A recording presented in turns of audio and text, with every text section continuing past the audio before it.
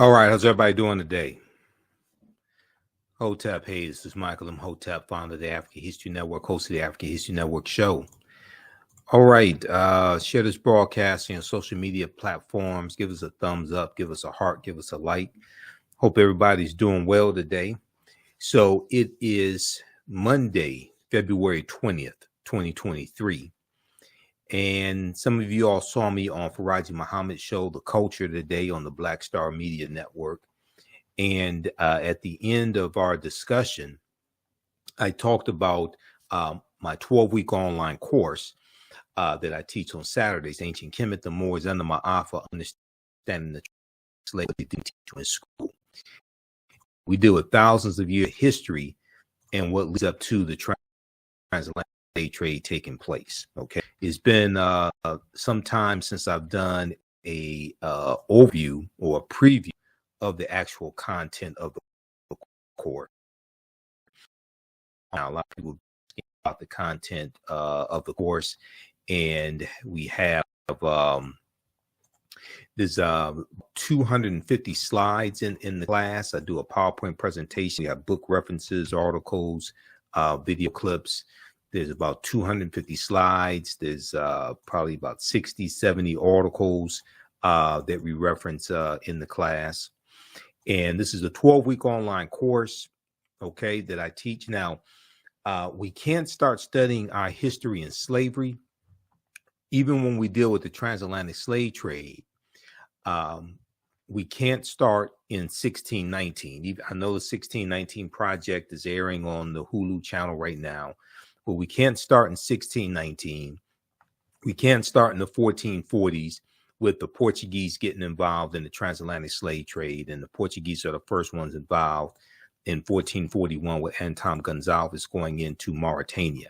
We have to understand the history chronologically, and this is something that we look at in the class. We look at this history chronologically, and we go through and look at thousands of years of history and see what actually leads to the transatlantic slave trade taking place. And then we look at the slavery here, of course, in this country that we call the United States of America. We have to understand the history chronologically and deal with the 800-year occupation of Europe by the Africans known as the Moors, who take the teachings from ancient Kemet, ancient Egypt, into the Iberian Peninsula, today known as Spain and Portugal. And it's going to be these teachings that the Moors take into Europe from the Nile Valley region of Africa. It's going to be these teachings that bring Europe out of the Dark Ages, okay? And then the next period that Europe enters into is called the Renaissance era, which is a period of new enlightenment. So we have to deal with the 800-year occupation of Europe by the Africans known as the Moors, who entered the Iberian Peninsula in 711 AD. This course not only deals with the transatlantic slave trade, but thousands of years of history that leads up to the transatlantic slave trade taking place. August 20th, 2019 marked the 400th year anniversary of those 20 and odd Africans or 20 and odd Negroes who came into Point Comfort, August 20th, 1619, in what would later be called the colony of Virginia. Now, this is on the White Lion pirate ship, which was an English pirate ship. And even though that did happen, August 20th, 1619 did happen, Africans were in the land we call the United States of America, going back at least 51,700 years. Okay. And we referenced the work from Dr. David Imhotep, who wrote the book, The First Americans Were Africans, Documented Evidence. And we look at a number of different archaeological discoveries as well in the class. We look at a number of different archaeological discoveries also. Now, August 20th, 2019 marked the 400th year anniversary of those 29 Africans who came into Point Comfort in what would later be the colony of Virginia. Okay, and they come into, it's actually Hampton, Virginia, that they come into. Now, this year was known as the year of return. 2019 was known as the year of return, as many African Americans were and continue to reconnect to Africa and travel to Ghana and other West African countries. When we discuss the transatlantic slave trade, we first have to understand that African people are the original people of North, Central, and South America. Okay, African people are the original people of North, Central, and South America. And we've been in the land that we call the United States of America going back at least 51,700 years. Now, this does not mean that the transatlantic slave trade did not happen. Yes, it did. We have to understand thousands of years of history that lead up to the transatlantic slave trade taking place. Okay, so I posted the link here on the thread of the broadcast. You can register for this 12-week online course. We do the sessions live. All the sessions are archived and recorded. You don't have to worry about not being in class while the session is going on or anything like that. Even after the 12-week online course is over with, a year from now, 2 years from now, you have full access. You can go watch the entire course. So visit our website, theafricanhistorynetwork.com, theafricanhistorynetwork.com, to register for this 12-week online course, Ancient Kemet, the Moors, and the Ma'afa, understanding the transatlantic slave trade, what they didn't teach you in school. You can also use this information with your children. I would say the content is PG-13. And I'll also share information with you how studying our history benefits our children and benefits us as a people, because there's studies that document this also. So recently we've seen attacks on the teaching of African American history and African history in public schools across the country, especially in a lot of these former Confederate states. Okay, we see the attacks going on against the Advanced Placement African American Studies course coming from the College Board, the attacks from Florida. I talked about this on the African History Network show on Sunday, February 19th, and I've been talking about this probably going back at least a month now, going back to January of 2023. College Board hits back at Florida's initial rejection of AP African American Studies course and admits it made mistakes in rollout. So we see these culture wars being played out. We see books being banned. We see Reverend Al Sharpton led a march in protest against Governor Ron DeSantis banning this Advanced Placement African American Studies course Wednesday, February 15, 2023.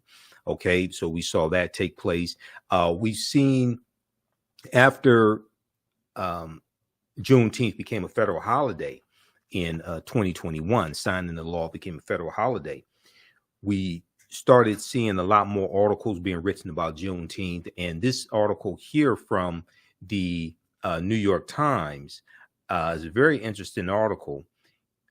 In Most Americans know little or nothing about Juneteenth, poll finds. Most Americans know little or nothing about Juneteenth, poll finds. And in the article, it talks about 60% of Americans know little or nothing about Juneteenth.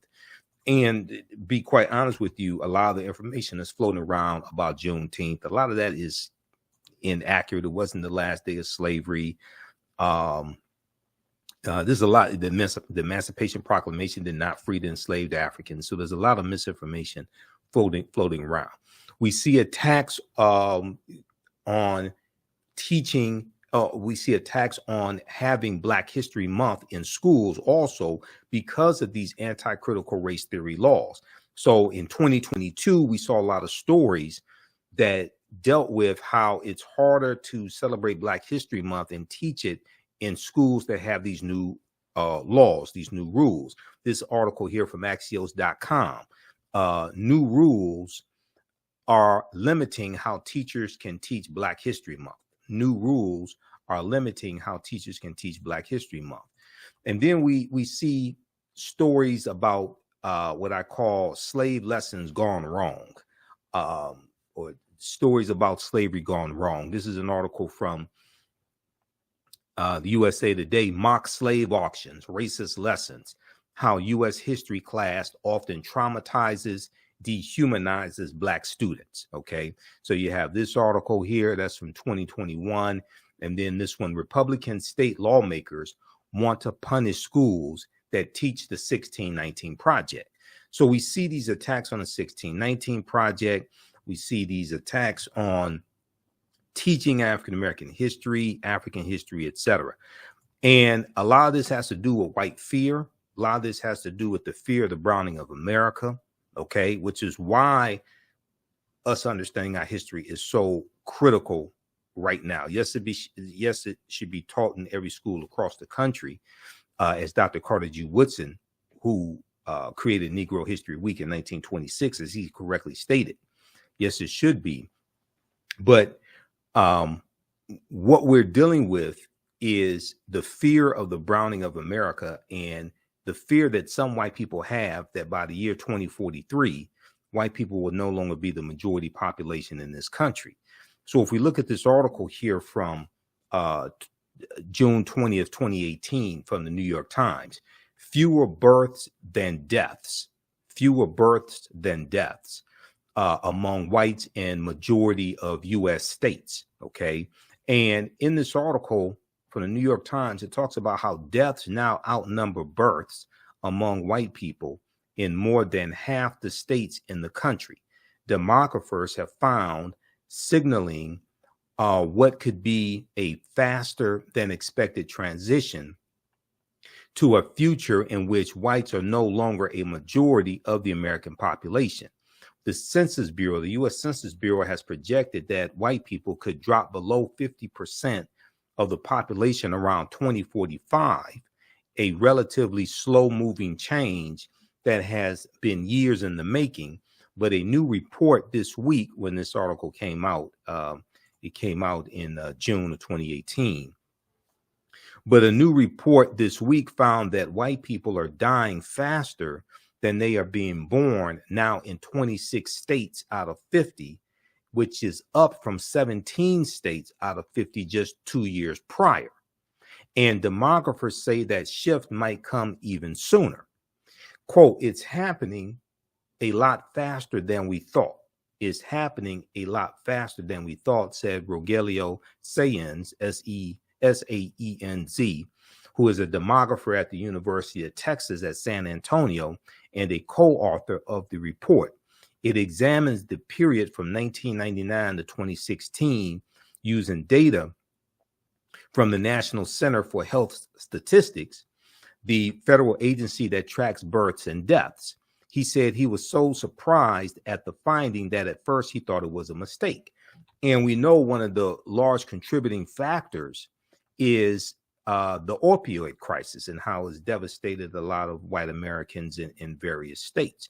Now, when you look at the 2020 census, the 2020 census was the first census since 1790 where the population of white people dropped below 60%. It was 57% in the 2020 census. You can go to census.gov and read it. Okay. So we have all this going on right now. So us understanding our history, us understanding African history, African American history is more important than ever based upon what we're dealing with. And we have to understand history, law, politics, and economics. History, law, politics, and economics, because they are all interrelated, interconnected. So when you see me on Roland Martin Unfiltered, you see me on Faraji Muhammad show, The Culture, you hear me talk about this. You listen to the African History Network show, you hear me talk about this as well.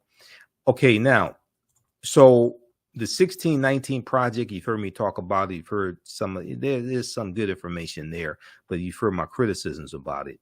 And it's important for us to understand that much of what we've been told about Virginia's 1619 first Africans is wrong. Okay. Much of what we've been told about Virginia's 1619 first Africans is wrong. There's a good article from VirginiaMercury.com from August 11th, 2019 that deals with this. And in 1619, codified slave laws didn't exist in any of the 13 colonies. And a lot of people are so shocked when they hear this. The whole way that slavery evolved in this country and even the way race evolved in this country is different than the way we actually think it evolved. Okay. I mean, that gets also in the Bacon's Rebellion, 1675, 1676, in the colony of Virginia, what happens after Bacon's Rebellion and the introduction of the term white in the colony of Virginia around 1681 to break up the alliance between enslaved Africans, free African Americans, poor whites, white indentured servants, things of this nature. That all comes to a head in Bacon's Rebellion, where you have this rebellion of 500, about 500 people of different races, different statuses, some enslaved Africans, some white indentured servants, etc. And they burned down the town of Jamestown, Virginia in 1676 because they were all being exploited on the tobacco plantations in Virginia, and they realized that they had a common enemy. They were being exploited by the ruling elite. Okay, this is Bacon's Rebellion. Then you go to 1705 and the Virginia Slave Codes of 1705, which is going to become a model, and other colonies are going to adopt these slave codes. And the Virginia Slave Codes of 1705 make a distinction between Negroes and Moors. So you get into this, you start dealing with a deep understanding of history, and you start seeing how all this evolves, and nationalities and status, and start seeing how all of this evolves. Okay, so the way this history actually happens is much different than the way we think it happens. So the way we talk, that I like this type of information, like on the broadcast. Okay, continue here. And we have the link here in the thread of the broadcast where you can register for this 12-week online course. It's on sale $80, regularly $130. Ancient Kemet, the Moors, and the Ma'afa, understanding the transatlantic slave trade, what they teach you in school. All right, now, Africans were in South Carolina in 1526, 93 years before Virginia. Okay, now this is not talked about a lot. We focus on 1619, and I have to tell people, you know, they say we first came to these shores 1619. No, we were here thousands of years before that. But even if you just look during the transatlantic slave trade, the Spanish were taking Africans into the territory we call South Carolina in 1526. Okay, now this is something we deal with all this in the class because we go through and look at this history chronologically. So these are all slides from the course that I teach, that I put together. I'm a historian that studied history 32 years. I put together this curriculum as well as the second class that I teach, which is from the Civil War to the Civil Rights Movement and Black Power, 1800 to 1968, which goes through and goes deep into looking at that 168-year period of history, and analyzing what happened to us also after slavery ended. Okay, now before 1619, there was 1526, the mystery of the first enslaved Africans in what became the United States. There's a good article from Washington Post, September 7th, 2019, September 7th, 2019, that deals with this history. 1526 is not talked about a lot, okay? And you had those Africans, there's going to be an uprising, they're going to overthrow their oppressors, and they're going to run away, and it's believed they went to live with Native Americans. So it was the Spanish tried to set up the settlement, but it was a failed settlement. Now, Spanish explorers brought 100 African slaves to a doomed settlement in South Carolina or Georgia. Within weeks, the subjugated revolted, then vanished. Maybe that's why they don't want us to know about 1526, because those Africans overthrew their oppressors. So maybe that's why that's not talked about a lot. But that's 93 years before Jamestown, Virginia. And then in 1513, Juan Ponce de Leon, the Spanish conquistador, comes into Florida, and he has an African with him named Juan Garrido. Juan Garrido was born in West Africa around 1480. And Juan Garrido is probably the first African we know of by name, in this land that we call the United States of America, or what Native Americans call Turtle Island. And Dr. David Imhotep talks about Turtle Island in the book, The First Americans Were Africans, Documented Evidence. Okay, so we look at different African, some different African civilizations, ancient African civilizations like ancient Nubia, and we look at African empires besides Egypt that Europeans and Arabs tried to claim as their own. One of them is ancient Nubia, okay, or Ta-Nehisi, which existed from about 4500 BC to 500 AD. And Nubia is the mother of ancient Kemet. Nubia is the mother of ancient Kemet or ancient Egypt, okay, because and Abyssinia or Ethiopia is the grandmother. So to understand ancient Kemet, ancient Egypt, you have to understand Nubia and understand Ethiopia. Now, ancient Nubia or Ta-Seti or Ta-Nehesi, also known as Kush, which was more of a region. Kush was more of a region than a kingdom. And some of that also depends upon which period of time you're talking about as well. But ancient Nubia was a region along the Nile River located in northern Sudan and southern Egypt or southern Kemet. Okay. And today, the lower portion of Egypt and the upper portion of the Sudan, that is where Nubia was. Okay. The geographical demarcations that we see in on the map that we see in Africa, the 54 African nations, those largely come from the Berlin Conference of 1884 and 1885. Okay. The Berlin Conference, the conference to divide Africa. There's a good article that I referenced, the interview that I did with Professor James Small, and we talked about, I think it was in the interview where we talked about the Woman King. There was a good there's a good article from thought.co, okay, and it's on the Berlin Conference. This one right here, the Berlin Conference to divide Africa, the colonization of the continent by European powers. This article is from June 30th, 2019. And it goes in, deals with some of the history of these 14 European nations having this conference in Berlin, Germany. And they carve up Africa into colonies. Okay, they carve up Africa into colonies. This is one of the ways how Great Britain got so much territory in Africa from the Berlin Conference also. Okay, so check this out.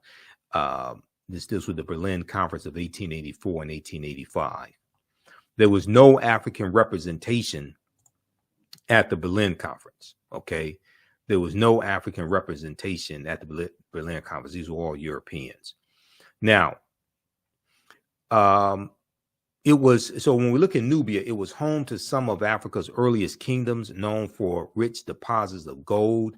Nubia was a major trading port for luxury goods that came from sub-Saharan Africa, such as incense, ivory, and ebony. The first monarchy of recorded history was established in Nubia. The Nubians were also known for their exceptional archery skills that provided the military strength for their rulers. Kings of Nubia ultimately conquered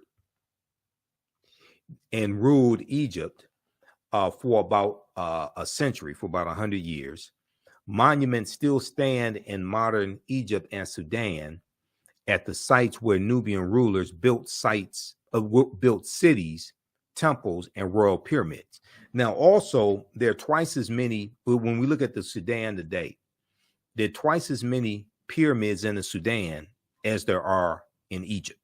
Okay, there are over 200 pyramids in the Sudan. Okay, there are twice as many in the Sudan as there are in Egypt, because the Sudan, Nubia, was the mother of ancient Kemet.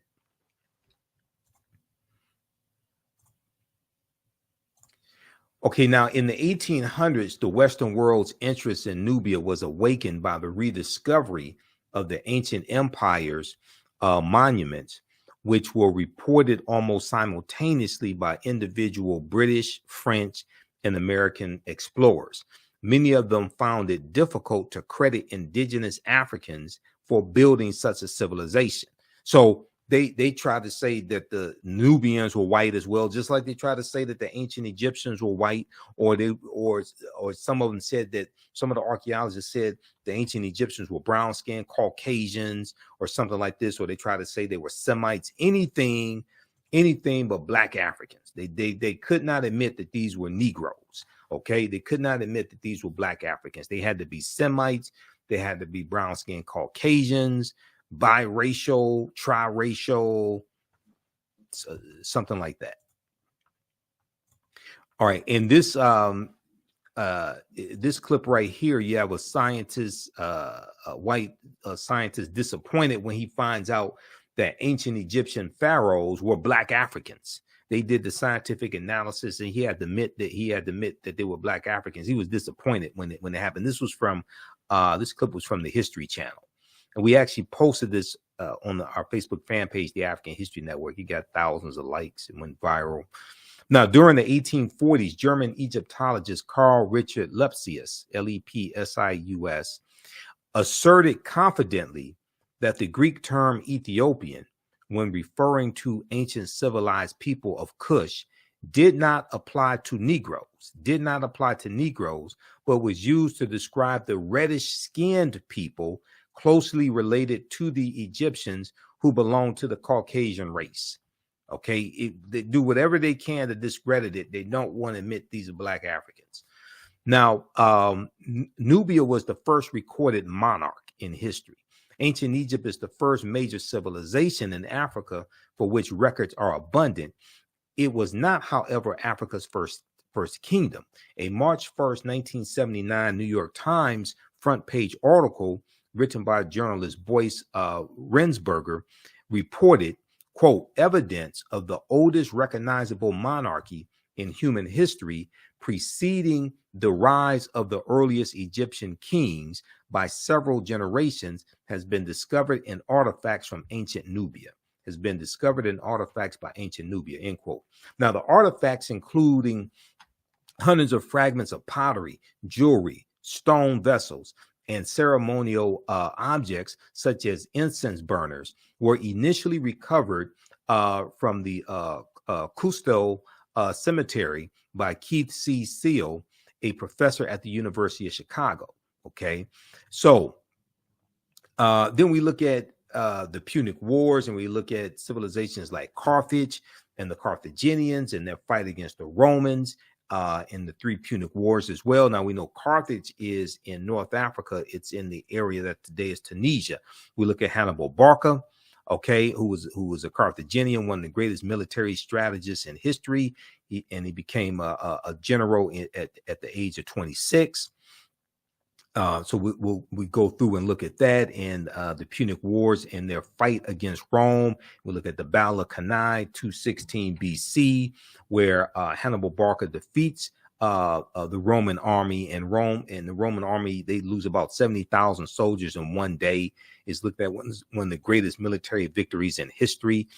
We know that Carthage is going to exist from 816 BCE, before the Common Era, or BC, to 146 BC. Carthage is going to be destroyed by Rome in 146 BC.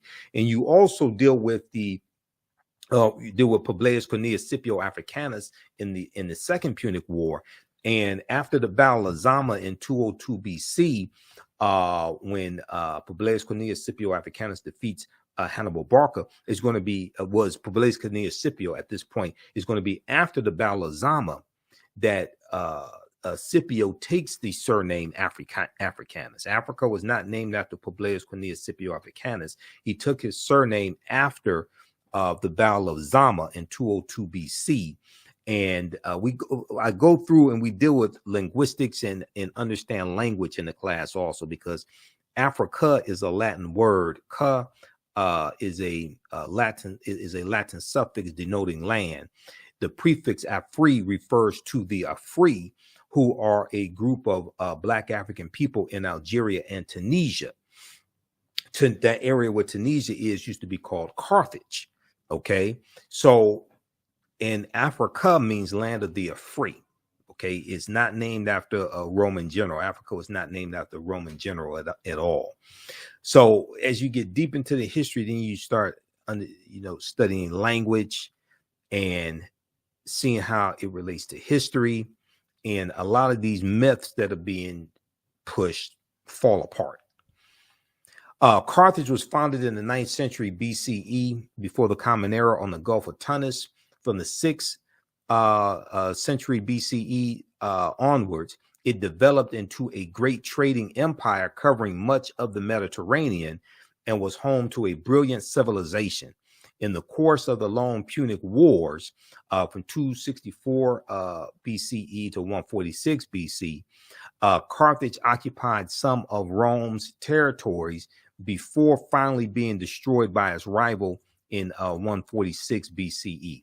Now, in his book, World's Great Men of Color, Volume 1, history scholar J.A. Rogers asserts that the Carthaginians were descendants of the Phoenicians, a Negroid people, and that, in fact, until the rise of the doctrine of white superiority. Now, this is extremely important because on the History Channel in 2016, they had a series called Barbarians Rising, and I watched it, Barbarians Rising, and it dealt with 700 years of invasions in the Roman Empire, okay, leading to the fall of the Roman Empire in 476 AD, when the western portion, I should say the fall of the western portion of the Roman Empire, 476 AD, when the Vandals and the Visigoths crushed the western portion of the Roman Empire. Okay, so you had Nicholas Pennock, this actor Nicholas Pennock, portraying Hannibal Barca because Hannibal was an African man. And you had white people, some white people on social media, not all of them. Yeah, some white people losing their minds saying that the History Channel was lying and that Hannibal was white and the Carthaginians were white, things of this nature. This is because of these lies that have been told. And Carthage is one of those African empires that Europeans tried to claim as their own. No, these were Black African people. These are descendants of the Phoenicians. Okay, so J.A. Rogers in World's Great Men of Color, Volume 1, said that the Carthaginians were descendants of the Phoenicians, a Negroid people, and that, in fact, until the rise of the doctrine of white superiority, Hannibal Barca was traditionally known as a Black man. Now, some people may be confused. They may be thinking about Hannibal on the A-Team with B.A. Baracus and the Face Man and Murdoch or something like that. They may be thinking of George Papard as Hannibal, or they may be thinking of Hannibal Lecter or something. No, but no, Hannibal Barca was Black African. He was not a European. Okay, now today, many encyclopedias classify the Carthaginians as whites or Semites, but ancient Greek and Roman eyewitness accounts paint a different picture. The indigenous peoples of Carthage were called the Afars, A-F-E-R-S, the Afars. Ancient Roman poet Virgil, in his poem Mortem, speaks of a woman from the Afar or Afra race, okay, of the Afar. From the Afar, A-F-E-R, Afar or Afra race, A-F-R-A, and he says of her, and all her figure proves her native land. Her hair was curly, thick her lips, and dark her color. Now, in Library of History book 20, Greek historian Diodorus mentions a Greek lieutenant named Agathocles who defeated a people in the area of present-day Tunisia in North Africa, present-day Tunisia, who were the same hue as the Ethiopians. Now, yes, Europeans also try to say that Ethiopians were white, and when Emperor Menelik II defeated the Italians at the Battle of Adwa in March of 1896, the Italians told the world that the Ethiopians were white because they didn't want the world to know that they were defeated by these African people. So when you go research the Battle of Adwa, March 1896, you see that the Italians were embarrassed. So they lied and said the Ethiopians were white. And, you know, some years ago when I was doing research on the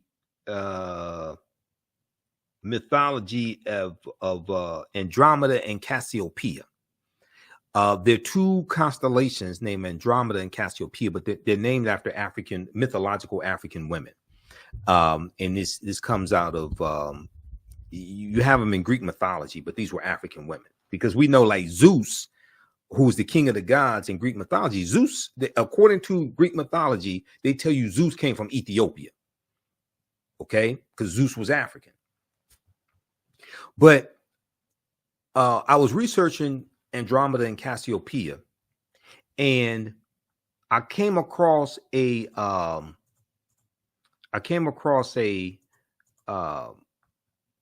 painting that dealt with this mythology, and the painting depicted the king of Ethiopia as being a Greek, as being European, and it was showing the people in the painting as being European. And it was depicting Andromeda, Cassiopeia, things like this as Europeans. So I'm sitting there looking at this painting. It was a picture of the painting online. I'm looking at this. So I called Professor Kaba Hiawatha Kamene. Professor Kaba, some of you have seen or heard some of the interviews I've done with Professor Kaba. He's in the Hidden Colors documentaries. We're in the Black Friday documentaries together. And I said, look, I said, I'm doing research on the mythology of Andromeda and Cassiopeia. And I came across this painting that depicts the king of Ethiopia as being white. I said, when did the Greeks conquer Ethiopia? I don't remember that. He said they didn't. He said they didn't. They just conquered them in the artwork. So if you come across this painting and you see the king of Ethiopia depicted as a European, and you see Andromeda and Cassiopeia depicted as Europeans, then either one, you think the ancient Ethiopians were white, or you'll think that the Greeks conquered the Ethiopians. And both of them are wrong. But this deals with the colonization of mythology, the colonization of image. And as J.A. Rogers said in World's Great Men of Color, okay, the Carthaginians were descendants of the Phoenicians, a Negroid people, and that, in fact, until the rise of the doctrine of white superiority, Hannibal Barca was traditionally known as a black man, because as you have a rise in European powers, you have a rise in white superiority. You have Europeans who reinterpret a lot of these mythological images and religious images. So we know that they were worshiping the Black Madonna Child, okay, all throughout Europe. And there are over 300 images of the Black Madonna Child in France. France probably has the most number of images, paintings and statues and things like this of the Black Madonna Child. And this was being worshipped even before the African Moors go into Europe, because this comes from Asar, Aset, and Heru, who the Greeks called Osiris, Isis, and Horus. This gets into a deep history, which takes you right back to ancient Africa and takes you back to the Nile Valley region of Africa. But as Europeans are going out conquering people's lands in the 1400s, they're going out conquering people's lands. They're recovering from the Black Death, the bubonic plague, which hit Europe in spurts from 1347 to 1400. And Europe loses between a quarter to a third of their population as they're going into the Caribbean and setting up sugarcane plantations, and they're rebuilding Europe, and they're extracting the mineral wealth and extracting Africans out of Africa and enslaving them, things like this.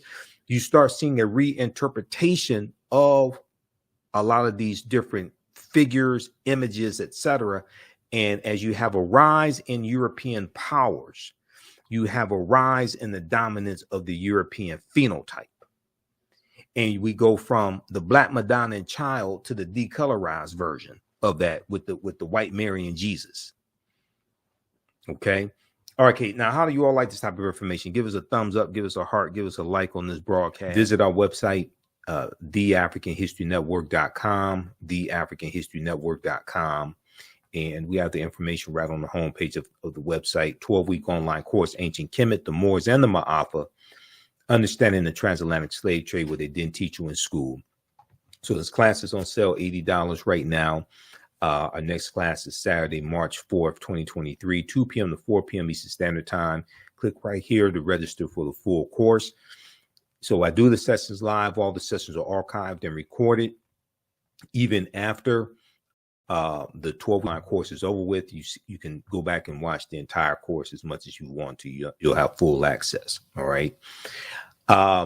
And then we also have a bundle pack where you get both classes that I teach on sale for $120. That's a $300 value. There will be 5 of my lectures that will be in the video library when you log into your account, and you'll be able to watch 5 of my lectures as a free bonus as well. Now, the second class that I teach deals with history from 1800 to 1968. And this is Black resistance movements from the Haitian Revolution to the Civil War, Civil Rights Movement, and Black Power Movement, 1800 to 1968. So I teach this class on Sundays, 2 p.m. to 4 p.m. Eastern Standard Time. Our next class is Sunday, March 5th, 2023. And with this course here, we study in depth this 168, 170 year period of history. Okay. This is a 12-week online course as well. Same structure as the first class. Click right here to register here. And we have to understand that history leading up to the Civil War, what led up to the Civil War taking place, but then also understand what happened after slavery ended as well. Okay. And this helps us understand how we got to where we are today. What were the laws and policies? That were put in place to put us in the predicament that we're in today? All right, let's continue. And we definitely appreciate your support, because this helps finance the African History Network. This helps support the African History Network. It helps us keep broadcasting the radio show, do the research, pay some of the bills, etc., because it takes a lot to do all of this. Okay, so how do you all like this type of information? Give us a thumbs up, give us a heart, give us a like on the broadcast. You can post your comments here also. Are you learning anything from this class, from this class overview? Okay, so we have Carthage.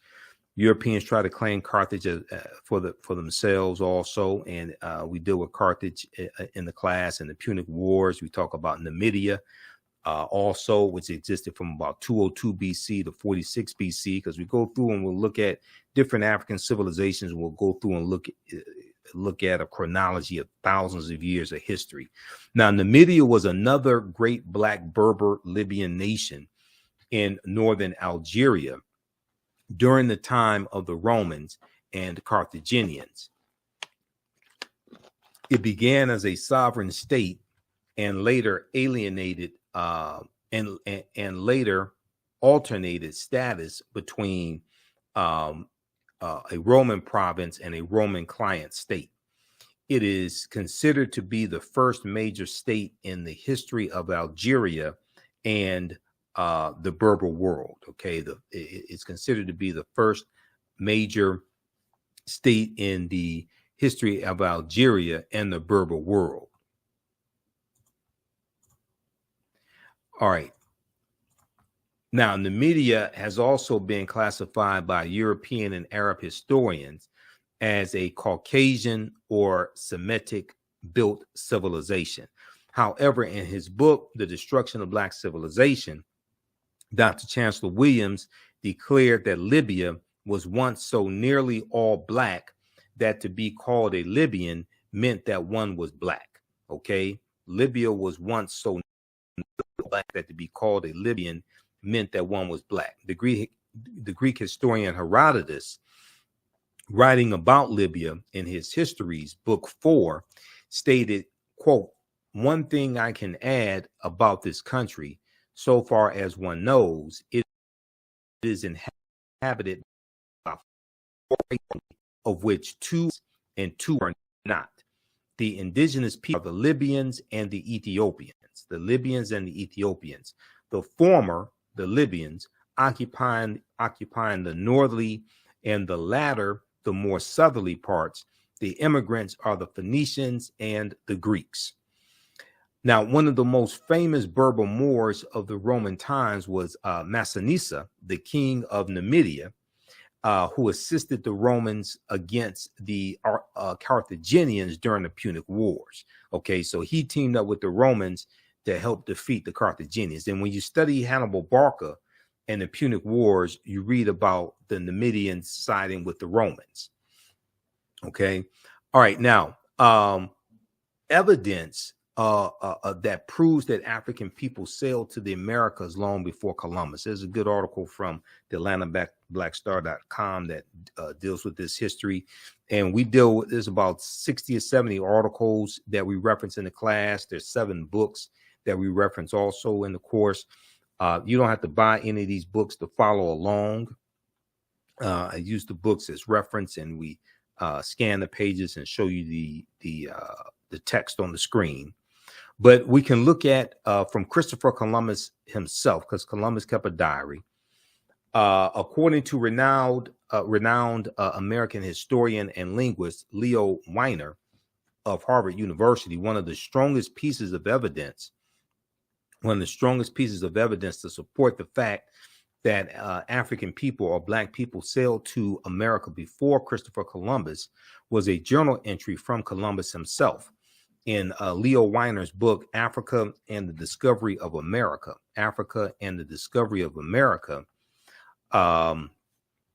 he explains that Columbus noted in his journal that the Native Americans confirmed, quote, black-skinned people had come from the southeast in boats trading in gold-tipped spears. Black-skinned people had come from the southeast in boats trading in gold-tipped spears. Now, the discovery of American narcotics in Egyptian mummies has also left some historians amazed. Recently, archaeologists discovered the presence of narcotics only known to be derived from American plants in ancient Egyptian mummies. These substances included South American cocaine from erythroxylon and nicotine from Nicotiana tabacum.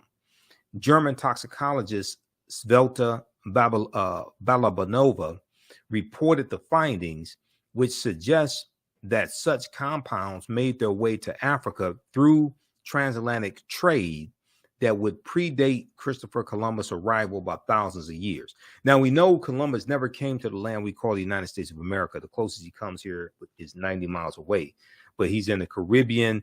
He's in Central America. So he's in the Americas, but he never comes to the land we call the United States of America. Now, if we look at Egyptian artifacts in North America, for years, Eurocentric archaeologists have largely turned a blind eye when it came to the discovery of artifacts from ancient Egypt being discovered in the Americas. According to my friend, Dr. David Imhotep, the author of the book, The First Americans Were Africans, Documented Evidence, quote, Egyptian artifacts found across North America, from the Algonquin writings on the East Coast to the artifacts and Egyptian place names in the Grand Canyon, end quote, are all signs of an early arrival in the Americas by Africans. This is also paired with a much earlier account of Black people with incredible skills at sea, seafaring, sailing. Now, back in 445 BC, the Greek historian Herodotus wrote of King Ramses III leading a team of Africans at sea with astounding seafaring and navigational skills. Together, both accounts would point to African sailing over to the New World before Columbus. So we deal with the Olmec heads and in Mexico, in Central America, and who were the Olmecs. Also, we go through, once again, we go throughout thousands of years of history, look at these different civilizations. Dr. David Imhotep in The First Americans Were Africans talks about the Mandinka Egyptian Olmec connection. He said, quote, a major ethnic group among the ancient Egyptian Nubians were the Manding people, an original Niger Congo homeland in the general vicinity of the Upper Nile Valley is probably as good a hypothesis as for the origin of the Manding. The Proto-Manding migration had to have taken place during the African Aqualithic period. That was a wet period in Africa that lasted thousands of years at a time when the Sahara was fertile and had river systems and Great Lakes. The Nile flowed west across the Sahara and emptied into the Atlantic Ocean during very ancient times. This would have enabled East Africans direct access to the Atlantic Ocean. The longer route would be to sail to the Nile River, to the Mediterranean Sea, and then head west to the Atlantic Ocean. When the Manding reached Central America and began mixing with the local population, they were labeled Olmecs. When the Manding reached Central America and began mixing with the local population, they were labeled so a mixture of the or Mandinka and other Indians or American Indians. Do not forget that the Manding made the basics, so the Egyptians, the main and the base of the Olmecs of each other. So he talks on page 2 of The First Americans Were Africans documents. You all have seen the numerous interviews I've done with Dr. David M. And let me refresh the screen right here.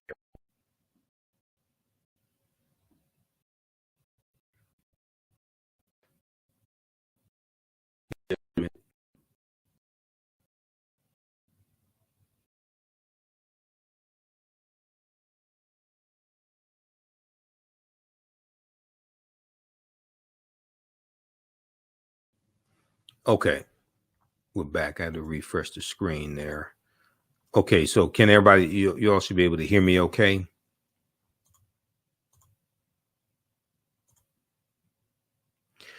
All right, so when the Manding reached Central America and began mixing with the local population, they were labeled Olmecs. The Olmecs were supposedly a mixture of the Manding or Mandinka and American Indians or Amerindians.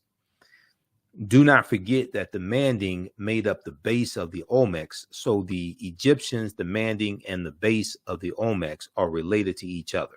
Okay, this comes from page 82 of The First Americans Were Africans, Documented Evidence by Dr. David Imhotep.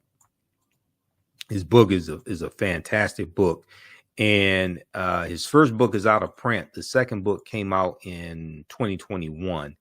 And that's available at Amazon. The First Americans Were Africans, revised and revised and expanded.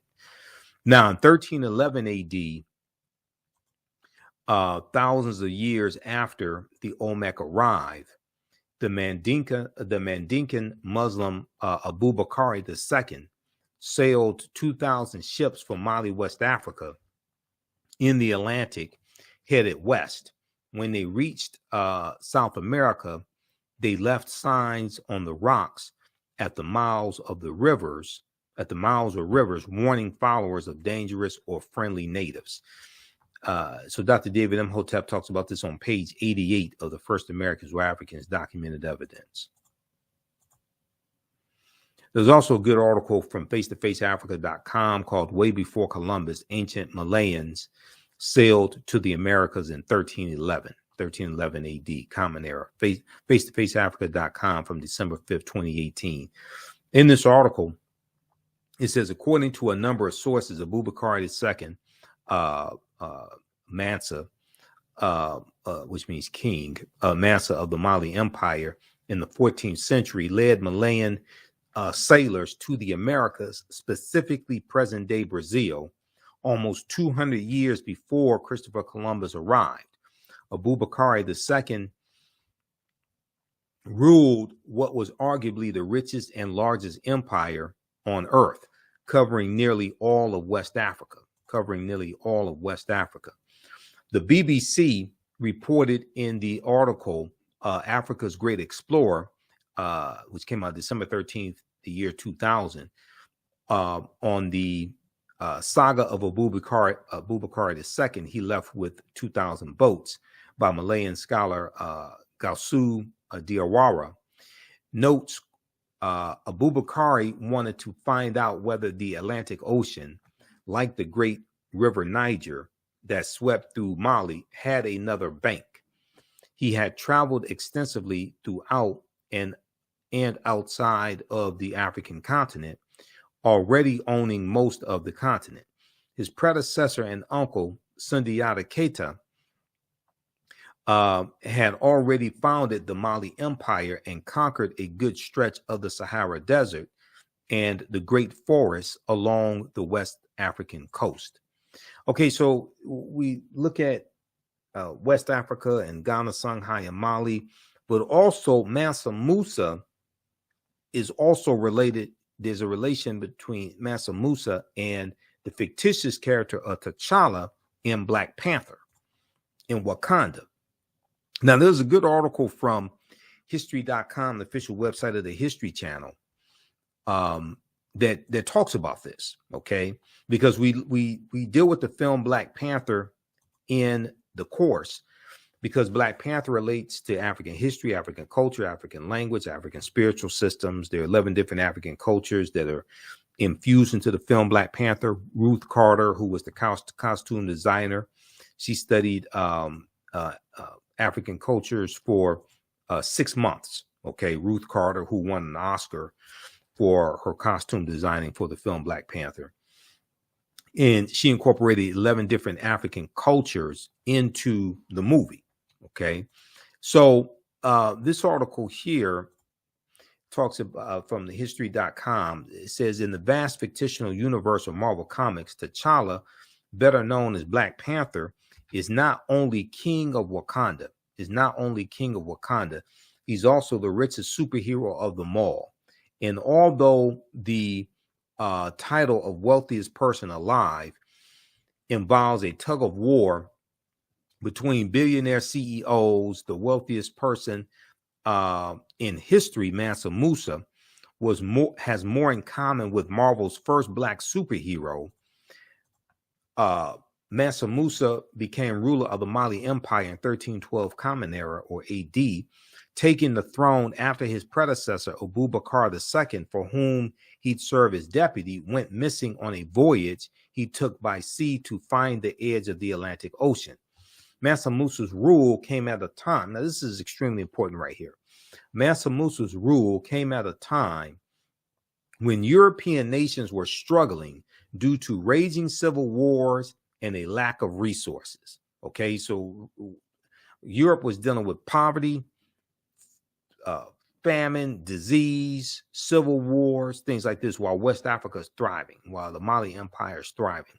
During this period, the Mali Empire flourished thanks to ample natural resources like gold and salt. So this article is entitled This 14th Century African Emperor Remains the Richest Person in History. This is from history.com, the official website of the History Channel, March 19th, 2018. So we know the character of Black Panther, T'Challa, was introduced in Fantastic Four issue 52, July of 1966. And it was a 2-part series. And in this comic book, in the first part of the story, T'Challa defeats the Fantastic Four in their own comic book. Okay. And this was the first time we saw like an African superhero like this, or a black superhero like this. And he talks about, at the end of issue 52, as you see, hereditary chieftain of the Wakandans, of the Wakandas, and perhaps the richest man in all the world, Okay, now the panther deity of Bast that we see in the movie, the panther deity that watches over Wakanda, that comes from Bastet, which was a neter or deity in ancient Kemet, ancient Egypt, that was in the form of a lioness, okay, and then later a cat. Ancient Egyptian goddess worshipped in the form of a lioness and later a cat, goddess of warfare in Lower Egypt, worshipped as early as Second Dynasty, around 2890 BCE, before the Common Era. Okay, so the film is so deep because it helps reconnect us to African history, African culture, African language, etc. The language spoken in the film Black Panther is isiXhosa, which is a real African language spoken in Southern Africa. And isiXhosa has the click sounds in it also, and we know the click language was the original language. We know that with the Wakandan salute comes straight out of ancient Kemet. That's as always, right over left. And that is the symbol, that's the pose of the Nasubites, or the pharaohs in the sarcophagi, the painted coffins, the sarcophagi is right over left, is the symbol of power, symbol of royalty. And we see that, go all around the world as well. Now, Wakanda is a real word. Wakanda basically means possesses secret powers, and we see the word Wakanda in the Omaha, Ponca, and Sioux Indian languages also. Wakanda is not something just made up. It's a real word. Ruth Carter did a hell of a job on the costume design for the film Black Panther. She was also the costume designer on the film Malcolm X as well. But one of the African influences we see in the film Black Panther, and we go through and study the film Black Panther in the class because there's so much there. And I've done lectures. Well, first of all, I did 3 months of research on the first Black Panther movie to be able to do my lectures on the film Black Panther. And I incorporate a lot of that into this class. Okay. So how do you all like this type of information so far? Post your comments here. Give us a thumbs up. Give us a heart. Give us a like on this broadcast. The Basotho, who are from Lesotho, which is an enclave inside of South Africa. It's a country within a country. They have these blankets that we saw incorporated into Black Panther. These are cultural blankets, the Basotho heritage blankets. These blankets have a deep cultural significance and history. The world-renowned Basotho tribal blankets distinguish this nation from others by the way in which the blankets are worn as part of their everyday life. The designs have been developed over many years with the blessing of the Lesotho royal family. We also see the Ndebele of South Africa represented, also with the gold rings worn around the necks of the Dora Milaje. Okay. And then we see the Ovahimba of Namibia represented in the hairstyle of one of the elders when they are on the side of the mountain and they're watching the ritual combat that was taking place. So at the beginning of the movie, the ritual combat between T'Challa and M'Baku. Okay, that ritual combat comes straight from the comic book, and it takes place at what's called Warrior Falls. That's the name of that waterfalls. It's called Warrior Falls. That's straight out of the Black Panther comic book and Jungle Action comic book. And this is where the ritual combat takes place to determine who's going to sit on the throne of Wakanda. So we go through, and these are all different aspects of the course that I put together that we deal with. Okay, to better understand African history, to better understand ourselves, to better understand African American history. The hat that Angela Bassett's character, Queen Ramonda, who's actually T'Challa's stepmother, if you understand the storyline, because his birth mother dies a few days after he gives birth. That comes from South Africa. Okay, that flat disc hat is a Isicolo. Angela Bassett as Queen Mother Ramonda makes an entrance with a large disc headdress. In most of her scenes, she wears a smaller version of the hat, which Ruth Carter borrowed from Zulu culture. The Isicolo is a hat worn by married women and was traditionally shaped from grass fronds with cotton woven through. Their sizes and colors differ between clans, at times reaching a meter in diameter. For Black Panther, Ruth Carter had Ramonda's dramatic white Isicolo 3D printed according to an interview with Vanity Fair. And here's a picture of her with the Isicolo right here. Okay. All right. And then we know that the costumes of the Dora Milaje are inspired by the Maasai of Kenya. Okay. And the dress of the Maasai of Kenya and the colors from the Kenya as well, from the Maasai as well. The Dora Milaje with their deep red armor and tall spears look like Maasai warriors, which was the look that Ruth Carter was going for. The Maasai shuka is instantly recognizable as the red and blue checkered, sometimes with black, yellow, or green, but red is always the base color. And this is the shawl draped over the semi-nomadic Maasai. Okay, so there's so many African influences in the film Black Panther. We use Dr. David Imhotep's book, The First Americans Were Africans, Documented Evidence as a reference. He's a friend of mine. I've interviewed him like 13, 14 times. So some of you all have seen the interviews I've done with him as well, or heard the interviews on the African History Network show. Page 14 of his book deals with a discovery made in Allendale County, South Carolina in 2004 by Dr. Albert Goodyear. And they found 13 different types of evidence that thoroughly documented African presence in the Americas, dating back at least 51,700 years ago. They found artifacts, architecture, campsites, carvings, Egyptian writings, footprints in lava, genetic M174D haploid groups dealing with DNA and genetics, linguistics, paintings, skulls, skeletons, structures, and tools. They found 13 different types of evidence documenting an African presence in the land we call the United States of America, dating back at least 51,700 years ago. Now, his book is backed up by 713 footnotes and 7 peer-reviewed articles as well. And we know peer-reviewed articles is the height of academia. So these Africans were the Khoisan, who have the oldest DNA on the planet. They're the short-statured Africans. They go all around the world. They're the ancestors to the Ainu and Atwa, and they were here also. This is Dr. Albert Goodyear. He's a white archaeologist from the University of South Carolina. This article from ScienceDaily.com in November 18, 2004, entitled New Evidence Puts Man in North America 50,000 Years Ago. This talks about his discovery.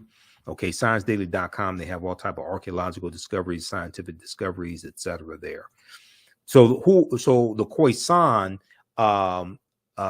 in an October 2012 genetic study published in Science magazine, it found that the Khoisan in Southern Africa are the oldest ethnic group of modern humans, the oldest ethnic group of modern humans, with their ancestral line originating about 100,000 years ago. The Khoisan, formerly called by the derogatory term Bushmen, are genetically unique, and no other currently known population has separated so early from our common modern human ancestor, according to the report. Now, here are a couple of Khoisan sisters, also a couple of Khoisan African women. Now, the Khoisan live mainly in southern Africa in territories spanning Botswana, Namibia, Angola, Zambia, Zimbabwe, and South Africa. They are largely divided into 2 groups: hunters and gatherers, known as the Sans people, and keepers of the livestock, known as the Khoikhoi. The Khoisan languages include the distinctive click sounds that aren't found in the languages of their neighbors. There's a good article from AtlantaBlackStar.com called 5 Ethnic Groups That Prove the First Humans Were Black. Okay, so when we look at this land historically, there were 1 million mounds in this land. And yes, Native Americans built some of those mounds, but Africans also built them as well. At least 10,000 years ago, during the African Aqualithic period, the mound builders of Africa, the Proto-Manding, were building habitation mounds to live upon even before the Manding built their mounds along the Niger River. These Proto-Saharan people also built dams, boats, and mounds to escape the waters in case of flooding.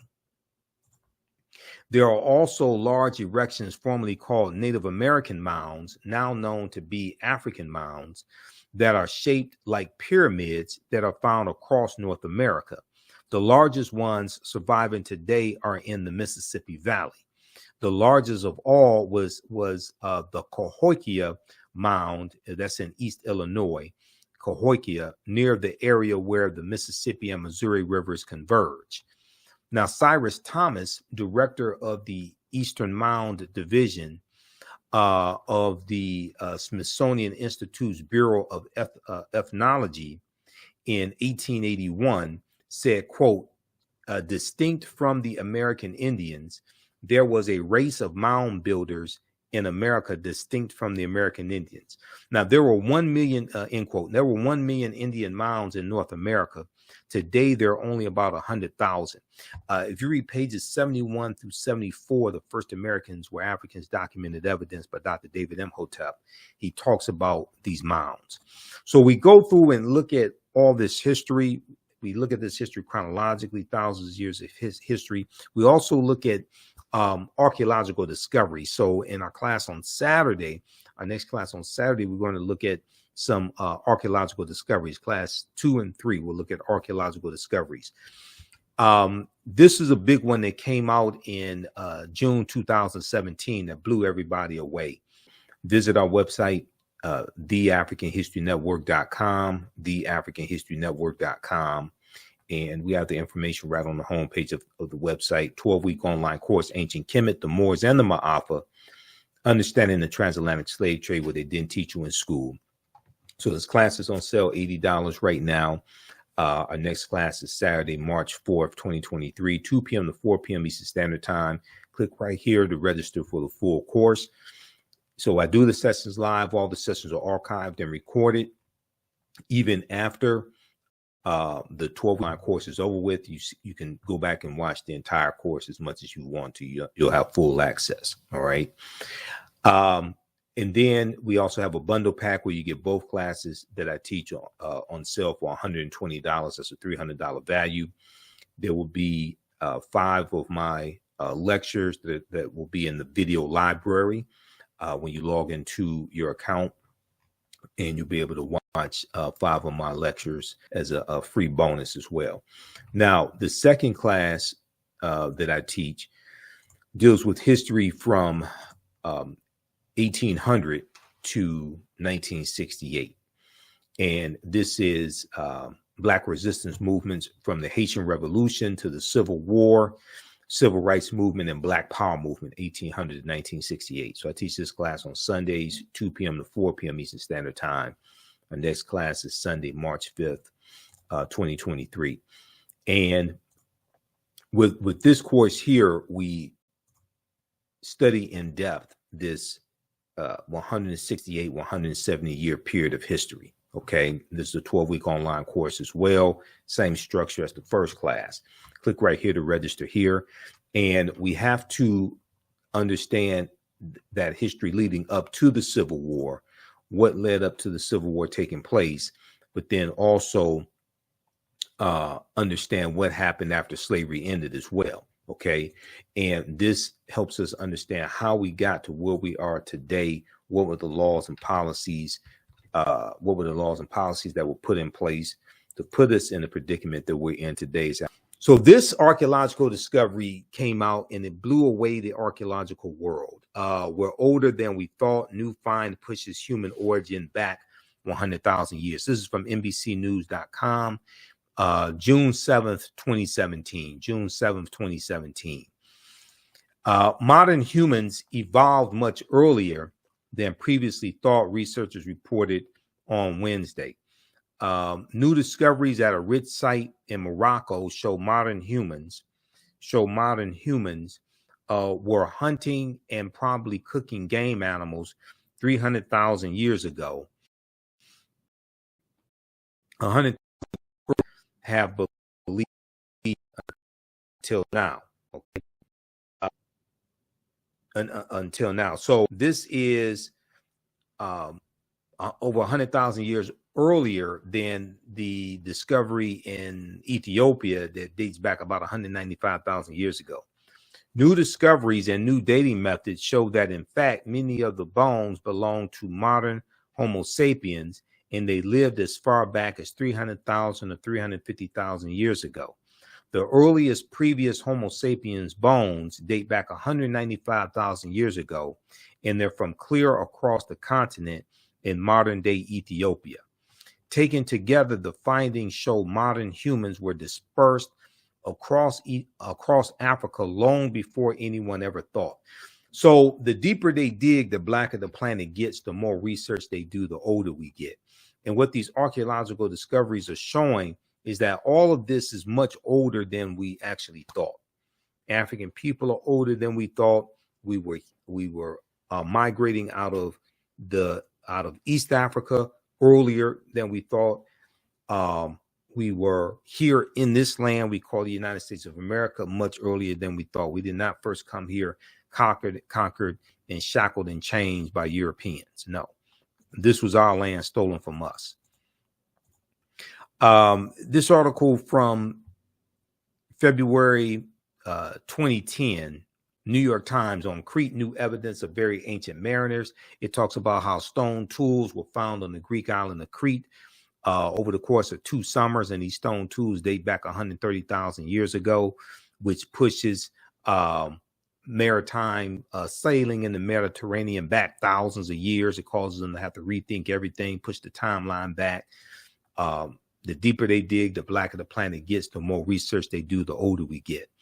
This study right here deals with how positive feelings about blackness improve academic performance for Black girls. This is why this type of information is so important, not just for African Americans, but also for our youth.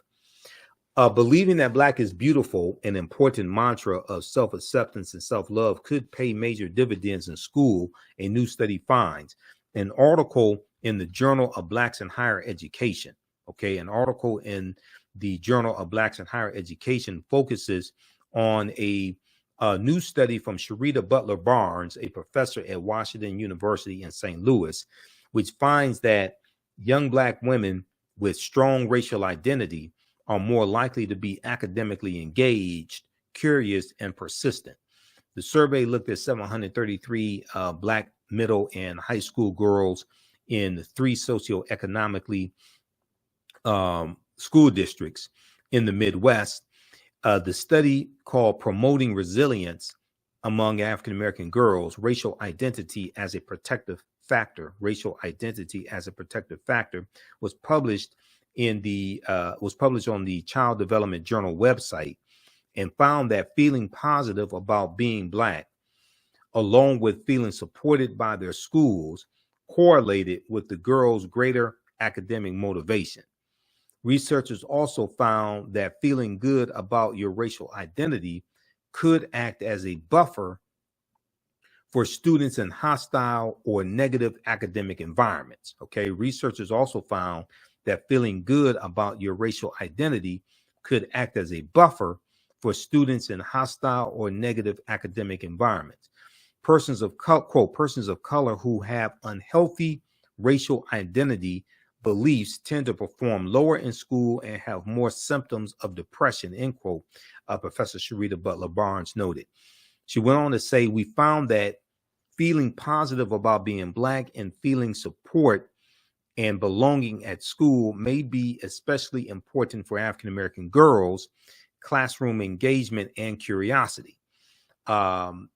Feeling connected to the school may also work together with racial identity attitudes to improve academic outcomes. Read this article here from theroot.com. New studies find that positive feelings about Blackness improve academic performance for Black girls. This is from January 10th, 2018 from theroot.com. Now, this article here from blackamericaweb.com from 2012, this dealt with how, this dealt with a study that showed how TV watching kills Black boys' self-esteem. TV watching, excessive TV watching, kills Black boys' self-esteem. A new study, a new, precise, and exhaustive year-long study finds that watching television regularly distorts and ultimately destroys the self-esteem of young Black males, who often find themselves comparing one another to the characters they view on air, leaving them feeling trapped and as if there are, quote, very few positive life paths they can aspire to, end quote. So there are numerous outlets that ran this story. This particular one comes from blackamericaweb.com, July 14, 2012. So then we have this study right here. This is a joint study by the University of Pittsburgh and Harvard University. It deals with how African-American teens with racial pride do better in school. And University of Pittsburgh has an article, Can Instilling Racial Pride in Black Teens Lead to Better Educational Outcomes? Pitt University study shows racially conscious parenting strategies can be the key to student success in school. AfricanGlobe.net has the article, Black Teens with Racial Pride Do Better in School, from January 1st, 2013. African-American teenagers perform better academically when their parents instill in them a sense of racial pride. A new study by the University of Pittsburgh and Harvard University, Harvard University, shows that when parents use racial socialization, such as talking to their children or engaging in activities that promote feelings of racial knowledge, pride, and connection,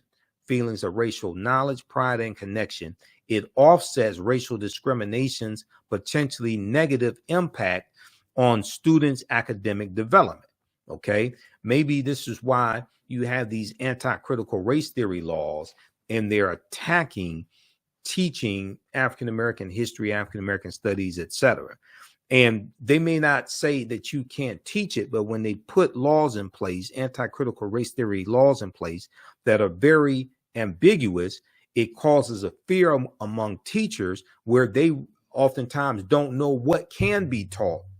So they will shy away from certain topics or avoid or not teach a lot of this history in the first place, because there's a fear from some people of us knowing the truth, and there's a fear of their children knowing the truth as well. So we also deal with the influence of Africa, especially ancient Kemet, here in the United States. The Washington Monument is an ancient African symbol called a tekken. There are about 1,200 tekkenu all throughout ancient Kemet. Today, there are less than 12. And you have 3 that are in London. You have London, England, New York City, and Paris, France. There's a good article called Cleopatra's Needle, how 3 ancient Egyptian obelisks ended up in New York City, London, and Paris, France. And the tekken, or the obelisk, that comes from the story of Asar, Aset, and Heru, who the Greeks called Osiris, Isis, and Horus.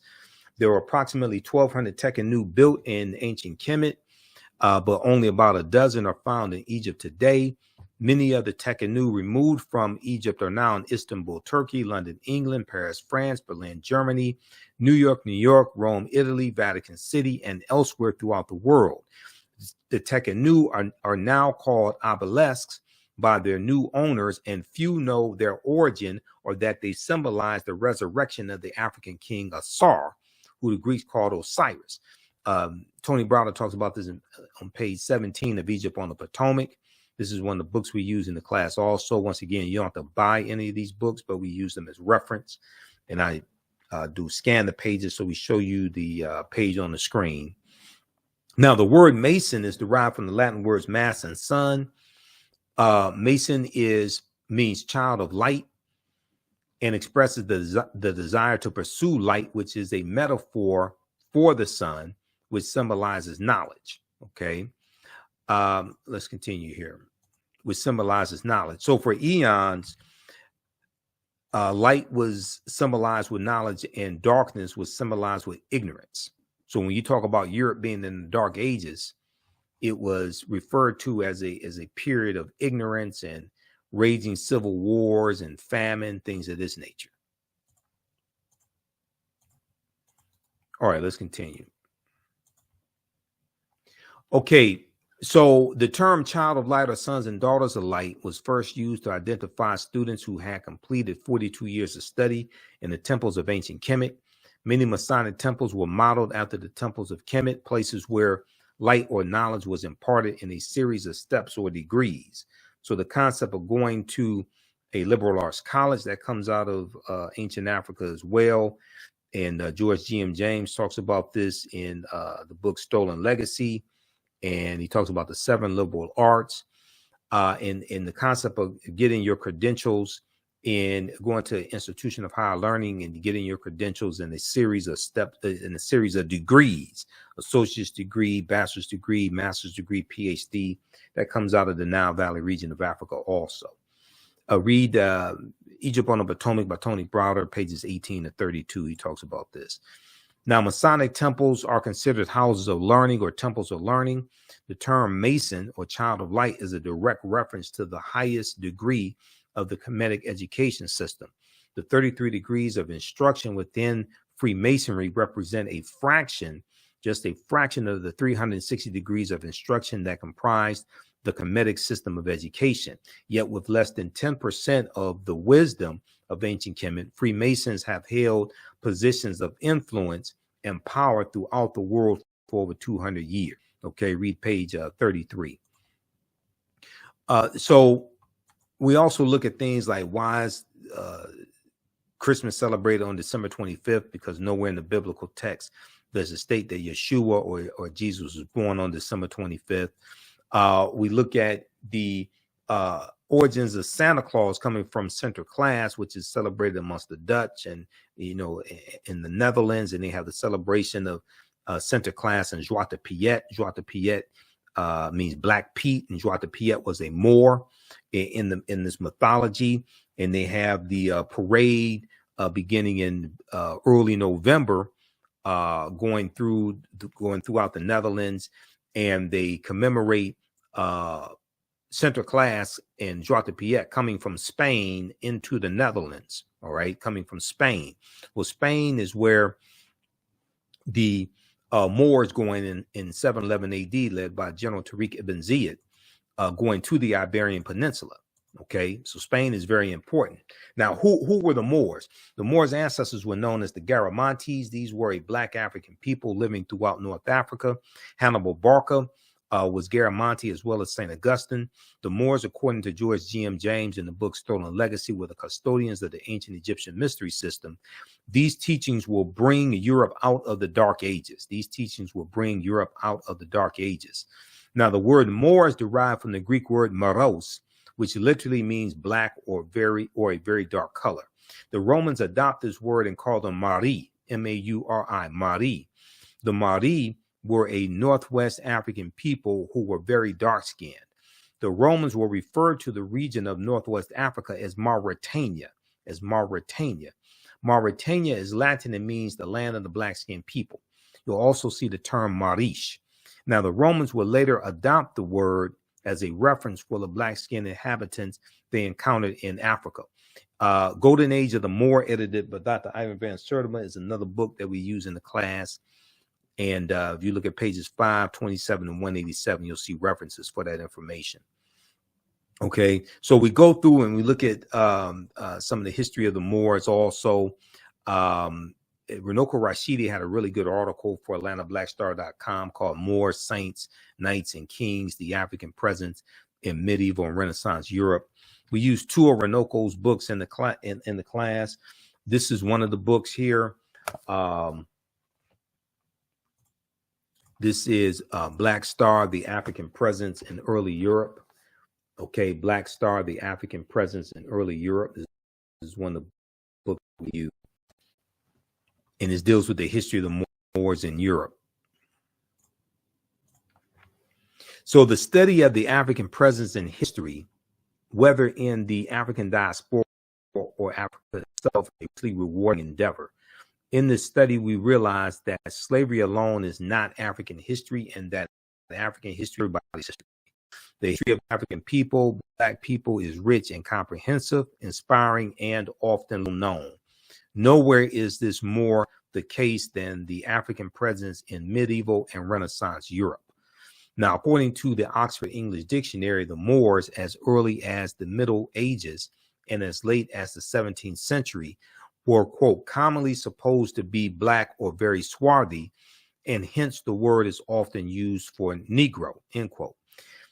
In the early 8th century, after a grim and extended resistance to the Arab invasions of North Africa, the Moors joined the triumphant surge of Islam. Following this, they crossed over from Morocco over to the Iberian Peninsula, where their swift victories and remarkable feats soon became the substance of legends.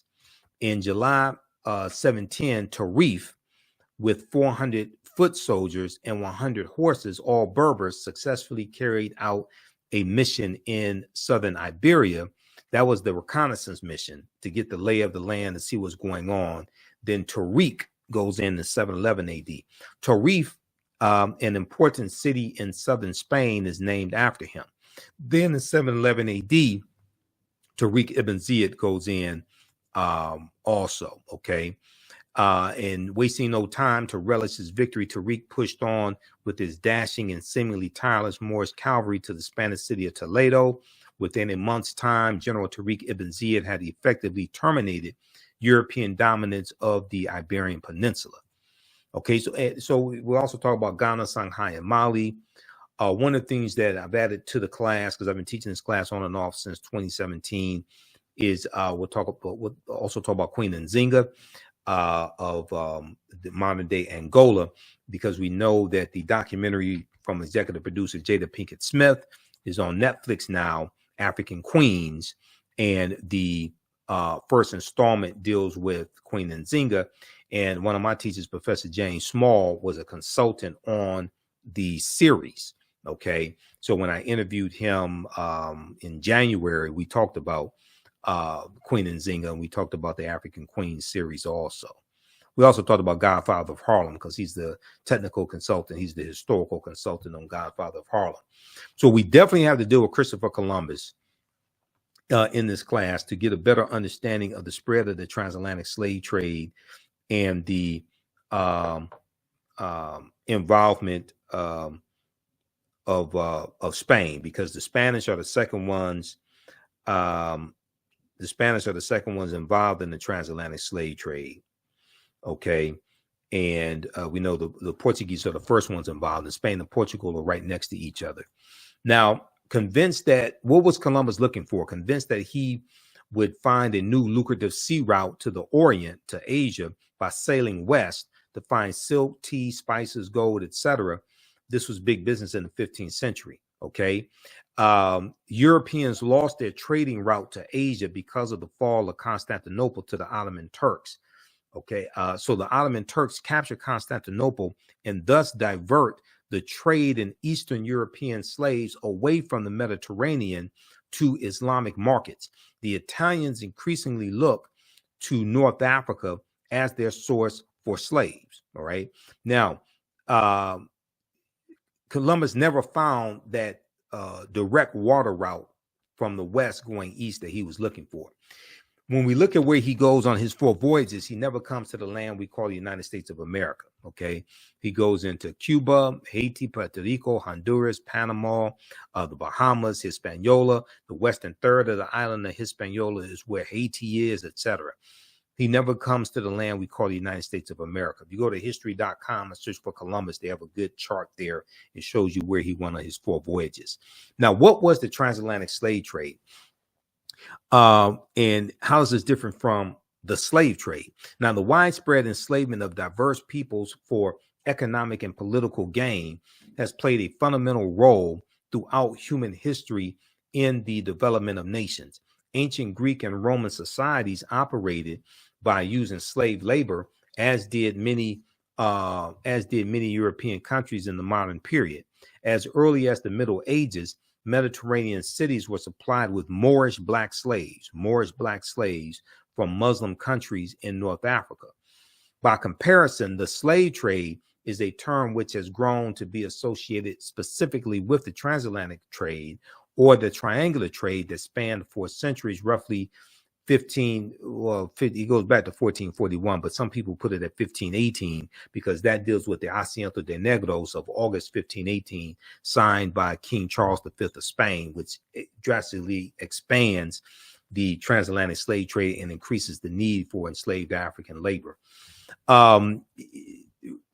This involved three continents, Europe, Africa, and the Americas, and was responsible for human suffering on an unprecedented scale. Now, Brazil doesn't abolish slavery to 1888. 1865 is when it is abolished in the United States, but Cuba doesn't abolish it. Cuba abolishes it in 1886, and it's 1888 in Brazil.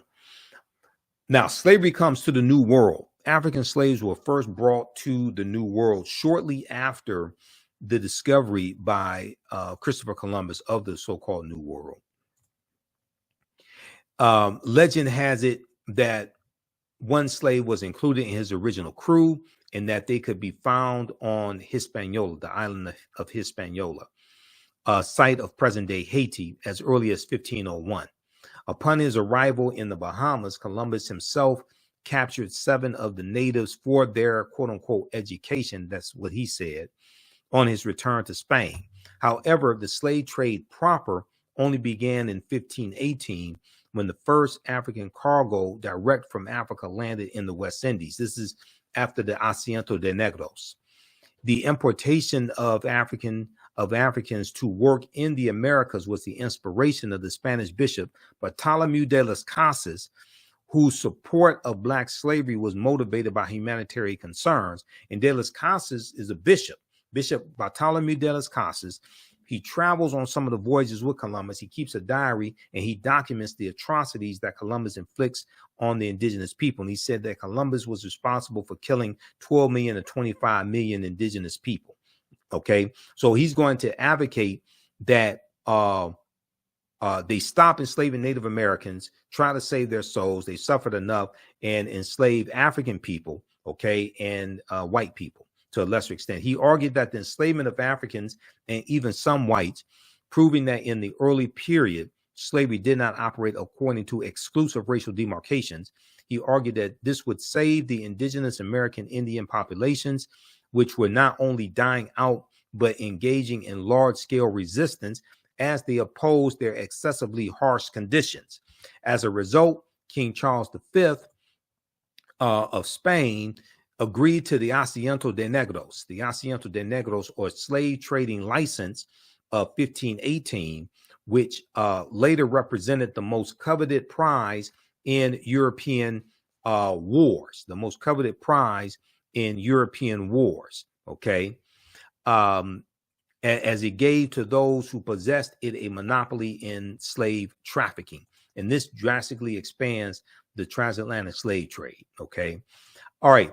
Now, we know there are at least 262 skills, trades, and crafts that African people had in this country from 1619 to 1865.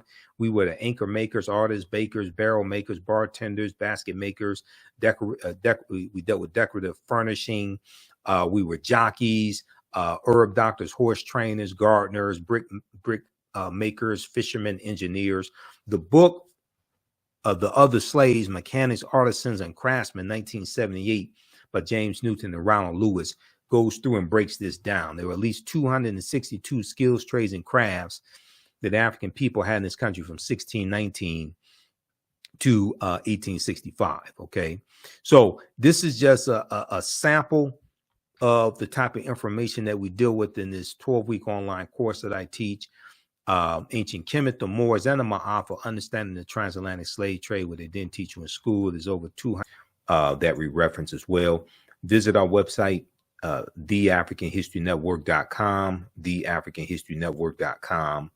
And we have the information right on the homepage of the website. 12-week online course, Ancient Kemet, the Moors, and the Ma'afa, Understanding the Transatlantic Slave Trade, what they didn't teach you in school.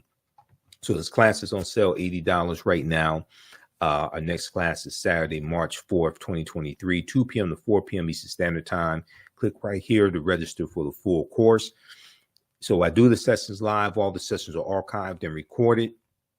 Even after the 12-line course is over with, you can go back and watch the entire course as much as you want to. You'll have full access. All right. And then we also have a bundle pack where you get both classes that I teach on sale for $120. That's a $300 value. There will be 5 of my lectures that will be in the video library when you log into your account, and you'll be able to watch 5 of my lectures as a free bonus as well. Now, the second class that I teach deals with history from 1800 to 1968. And this is Black resistance movements from the Haitian Revolution to the Civil War, Civil Rights Movement, and Black Power Movement, 1800 to 1968. So I teach this class on Sundays, 2 p.m. to 4 p.m. Eastern Standard Time. Our next class is Sunday, March 5th, 2023. And with this course here, we study in depth this 168, 170 year period of history. Okay, this is a 12-week online course as well. Same structure as the first class. Click right here to register here. And we have to understand that history leading up to the Civil War, what led up to the Civil War taking place, but then also understand what happened after slavery ended as well. Okay. And this helps us understand how we got to where we are today. What were the laws and policies? That were put in place to put us in the predicament that we're in today as African Americans, to understand where we need to